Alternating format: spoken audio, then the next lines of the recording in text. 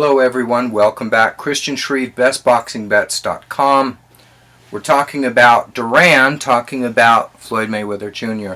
You know, Bleacher Report is a great source for free information regarding sports. If you do not have Bleacher Report, you can get really good coverage on any sport that you want. They'll send it right to your email box. They have great pictures, formats, slideshows, video clips. If you don't have Bleacher Report, whatever your sport, you should have it. Now, being in the media game myself, I know that there is a tendency toward making and preferring exaggerative titles, and we have one now. We have a quote by we have a title allegedly said by Roberto Duran against Floyd Mayweather Jr. saying, "In my era, he would have been ordinary." Well, if you read the article, you find out he didn't say that at all. He said Mayweather would have just been one of the bunch. Let's examine the specifics. When we talk about Floyd Mayweather Jr., we're talking about someone who, after 5 years off, has once again become the pound-for-pound champion of the game. When we look at the previous decade, Manny Pacquiao kind of slid in the last couple of years, winning consecutive pound-for-pound championships. And yes, it was true, Floyd Mayweather was afraid to face him. That's not even a question that invites debate anymore. It's not credible by people who've been around the game for a long period of time. We know that. But during the middle of the decade, he ruled supreme, and I don't think mathematically you can find another honest choice for Fighter of the Decade post 21st century's millennial marker. So here we are, we have the champion of the 1970s. Now, the pound-for-pound champion of the 70s was a big deal. This was when Ali Mania was sweeping the world. You had Carlos Monzon as a middleweight making 14 successful defenses.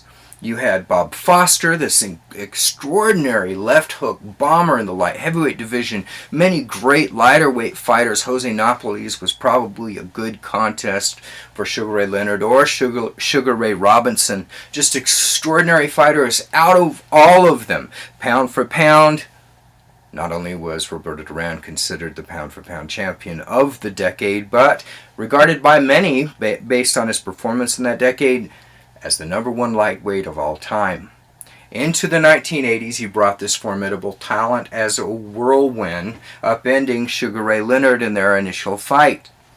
When he moved up to 147 pounds, you had the greatest collection of fighters in that division's history all at one time. You had Radar Benitez, the youngest champion ever to win a title. In his second reign there, he could make people miss with his back to the ropes. He was probably the best at it of all time. Thomas Hearns said he was almost untouchable. Sugar Ray Leonard had horrible problems with him. He was also a great offensive fighter, which is not known. He scored 1982's Knockout of the Year against Maurice Hope and winning his third title at 154 pounds.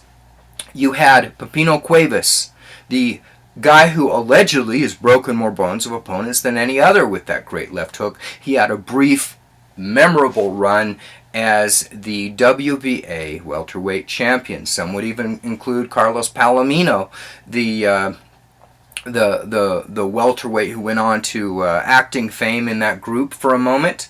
You had Thomas Hearns, the most formidable physical specimen of all time ever. Heavyweight reach, heavyweight size, some would say at least light heavyweight power in that division. You know, you take a career criminal like Felix Trinidad, someone who, a career criminal according to his hand wrapper, through his whole career, said he used illegal hand wraps to accentuate his punching power. And so if you go with the guy who wrapped his hands for every pro fight, Felix Trinidad never won a fight. The only fight he had a square fight in was when he was beaten by Bernard Hopkins because someone recognized, Nassim Richardson recognized, that his hands were wrapped illegally, had it changed.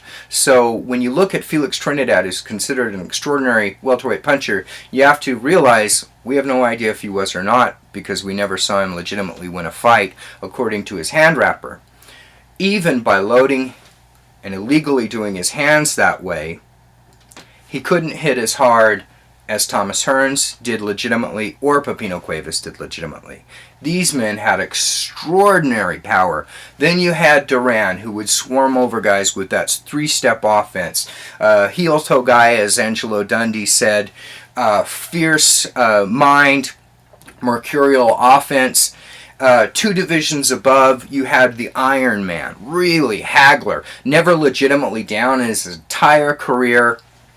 The marvelous one, the truly marvelous Marvin Hagler. There was never a better nickname given in the sport.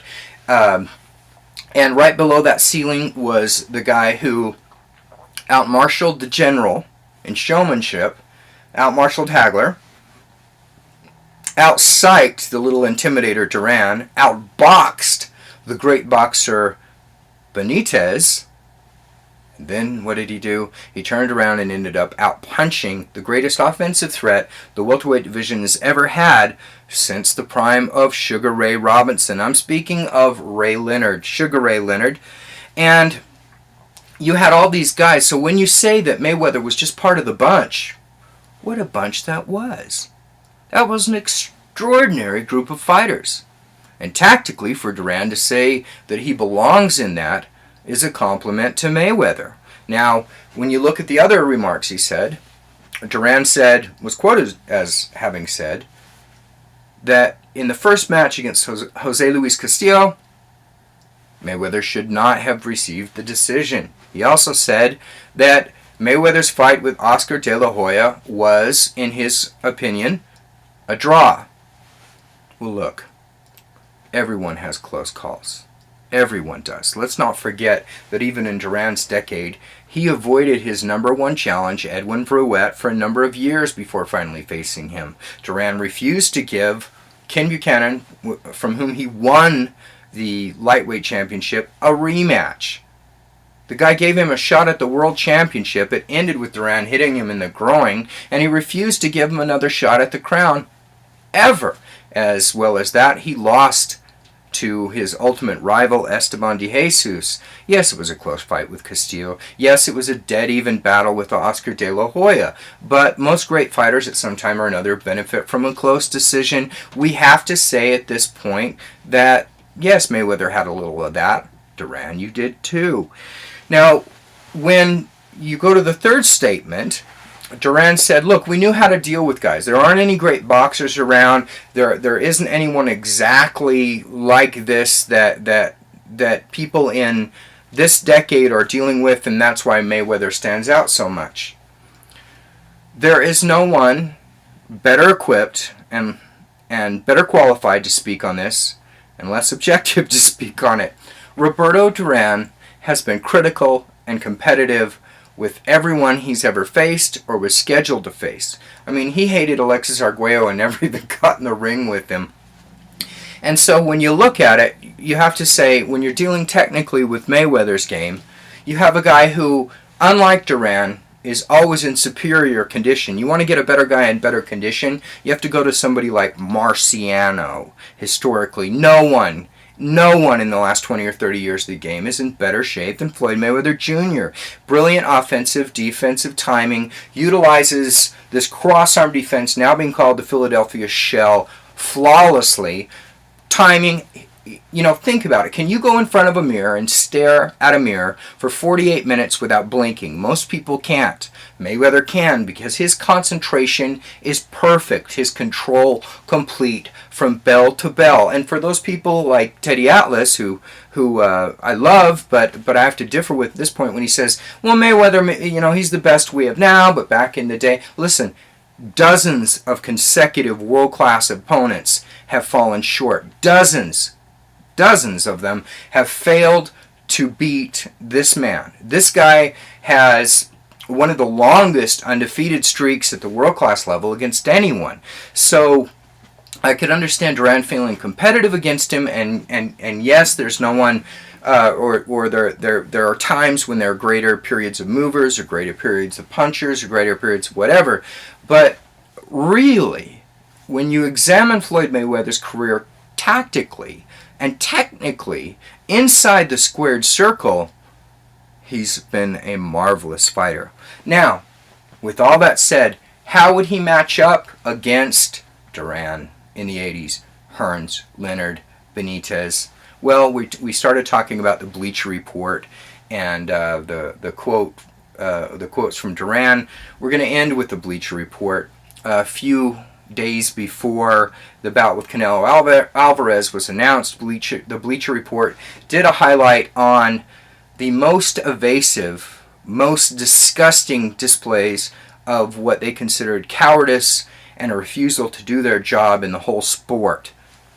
The whole sport world, all sports. Number one, no surprise, Floyd Mayweather Jr. The truth is that Roberto Duran was, in his time, what Manny Pacquiao was in his. The greatest offensive fighter in any division, bar none. Based upon that, we can say that although Mayweather would have competed technically with all of them, he may not have beaten all of them inside the ring, but he would have been able to compete with them technically. The truth is, he would have been afraid of Duran. He wouldn't have faced these fighters. That type of courage at that level is something that Mayweather has not shown. He just hasn't shown it. He's gone out of his way to establish it's not a situation that invites debate. He would not have faced any of those fighters. He would have been afraid and he would have avoided them. But if he had been willing to face them, I think he would have fit in marvelously with any of them, and that includes the legendary Panamanian champion Roberto Duran, Manos de Piedra, Hands of Stone himself. Give me your opinions below. Christian Shreve, bestboxingbets.com.